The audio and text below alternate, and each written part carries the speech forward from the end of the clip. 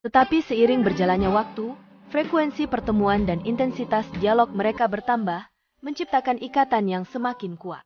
Hingga pada suatu hari yang fatamorgana, tiba-tiba, budak berkulit hitam itu memasukkan alat tempurnya ke lubang majikannya.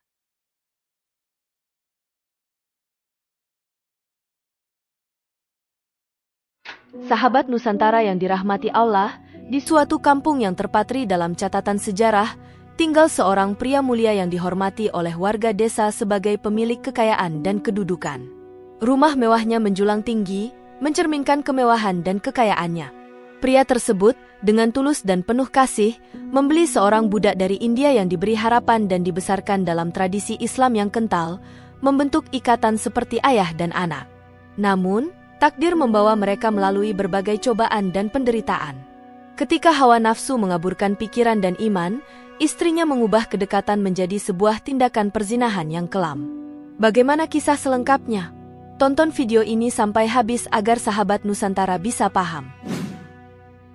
Baiklah, di tepian desa yang damai, terdapat sebuah rumah yang dimiliki oleh Haji Arif, seorang lelaki mulia yang disanjung oleh banyak orang. Haji Arif tidak hanya memiliki seorang budak muda bernama Samer, namun lebih dari itu, dia menganggap Samer sebagai anak angkat yang telah ia didik dengan penuh kasih dan pengetahuan Islam yang mendalam. Di sisi lain, Laila, istri Haji Arif, yang cantik dan muda, juga melihat Samer sebagai teman yang selalu siap membantu setiap kali menghadapi kesulitan. Waktu terus berjalan, dan hubungan antara Haji Arif, Laila, dan Samer semakin kuat. Meskipun begitu, dalam kesunyian, Samer merasakan getaran di hati yang tak dapat dimengertinya setiap kali melihat Laila. Pada suatu malam ketika hening menyelimuti, Laila terbangun dan menyusuri lorong rumah mewahnya. Samer ditemukan duduk termenung di dekat jendela, pandangannya yang kosong tertuju pada indahnya rembulan. Dengan suara lembut, Laila memanggil Samer. "Samer, kenapa kau belum tidur? Adakah sesuatu yang mengganggu?" Samer yang terkejut berusaha menyembunyikan kegelisahannya. "Tidak, Nyonya," kata Samer. "Saya hanya sedang merenung."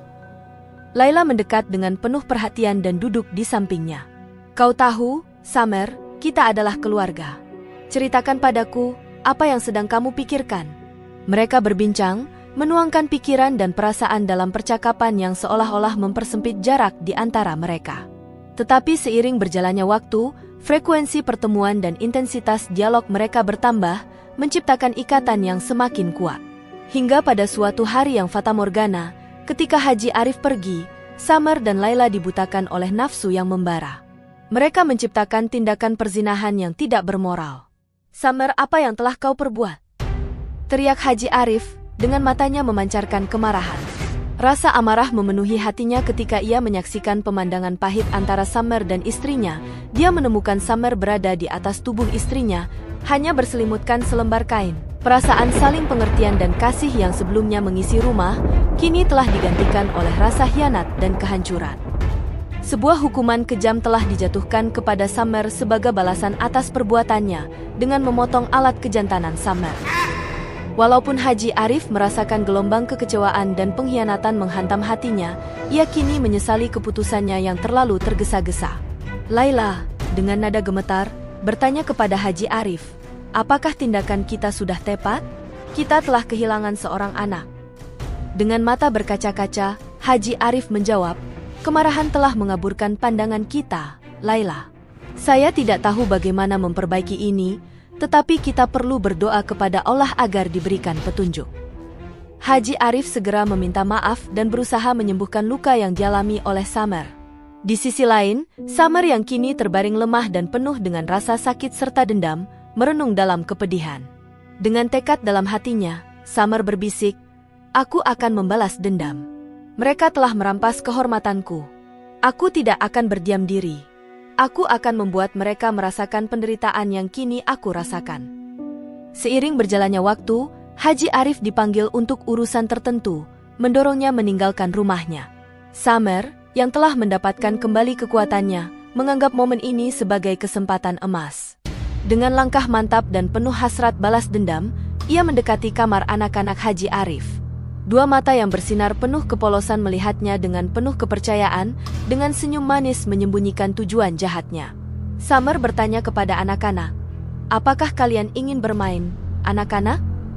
Dengan ceria, anak-anak mengangguk tanpa menyadari ancaman yang menyelinap di balik senyumnya.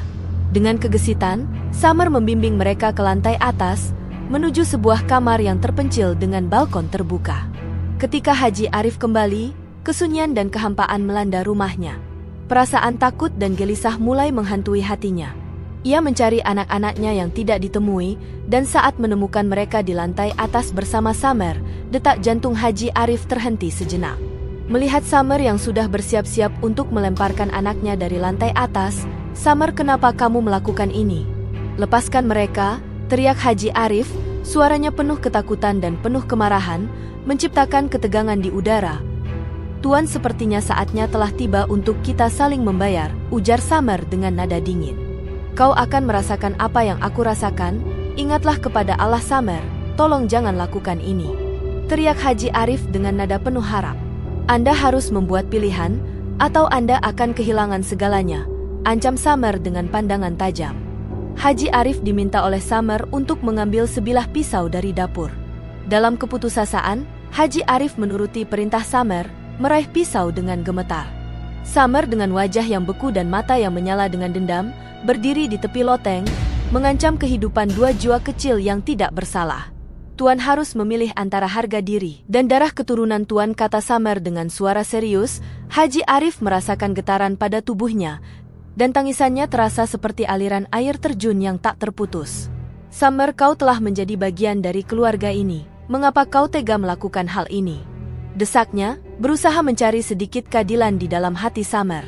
"Kau telah merampas sesuatu yang tak bisa tergantikan dariku, wahai Tuan. Saatnya bagiku untuk memberikan balasannya," sahut Summer dengan dingin. Dengan matanya yang merah dan berair, Haji Arif merayu, "Biarkanlah mereka pergi, lakukan apapun terhadap diriku, tapi izinkanlah mereka hidup. Lakukanlah apa yang aku perintahkan Tuan, dan barangkali mereka akan selamat." "Aku ingin agar engkau memotong alat kejantananmu sendiri," pinta Summer dengan serius, dalam kesedihan yang mendalam, dan hati yang penuh dengan perjuangan Haji Arif memenuhi permintaan Summer, air mata mengalir mencampur darah dan pengorbanan, dalam upaya terakhir untuk menyelamatkan apa yang tersisa dari keluarganya. Akan tetapi, dalam hitungan detik, Summer membuat keputusan yang lebih mengerikan, mencampakkan dua nyawa mungil dari tinggi loteng. Memenuhi ruang itu, dengan jeritan dan tangisan. Keheningan menyelinap perlahan menggantikan gemuruh yang dulu riuh. Pandangan Summer menembus ruangan, bertemu dengan mata Haji Arif. "Sekarang kita impas, Tuan. Kita sama-sama kehilangan."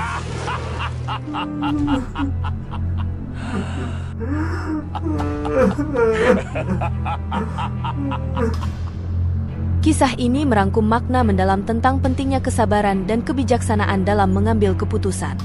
Setiap langkah yang kita pilih membawa dampak signifikan pada arah takdir di masa depan kita.